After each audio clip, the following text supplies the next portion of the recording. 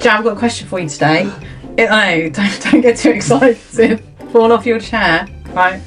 I was just sitting here thinking as you were talking about something else. I can't help that. I have what's the word? An overactive brain. Okay. That thinks about things. Okay. Multitasking. Okay. Jay, here's the question, right? Why is it really hard, and I genuinely, you're not allowed to laugh at this, to put a plug in a plug socket, go? Okay. I find that really hard, like Really? ridiculously hard, yeah. I suppose that makes sense. Well, one thing is you've got to get your body in a particular position fit, right? If you could put the plug socket somewhere that was convenient for you to turn your head, look here, all that sort of stuff, you might find it easier. Usually they're down on the floor, right? That's number one. Number two is you're lining up quite a small thing with three quite small little holes.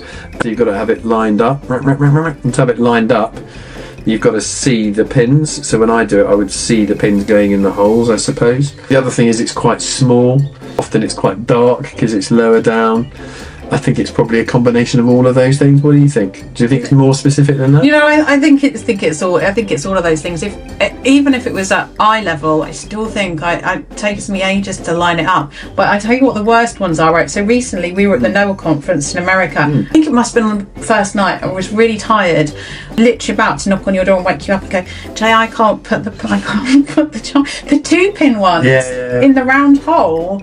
Are really hard. They're even harder. Yeah. It took me, I'm not joking, it's embarrassing, it took me about 5 minutes to put my English plug adapter into the American plug adapter with the two little things. I literally was so embarrassed. I was going to knock on your door and go, Jay.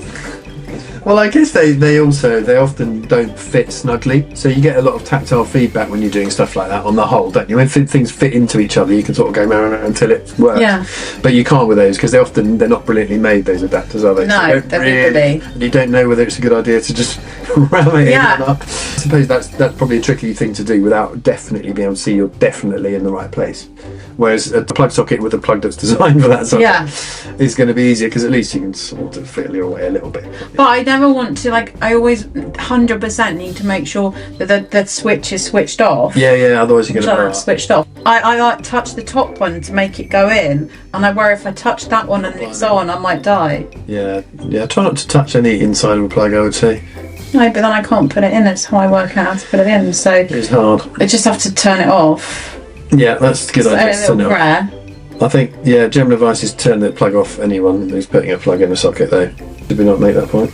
No. If you're putting a plug in a plug socket, obviously you need to turn it off first. Obviously.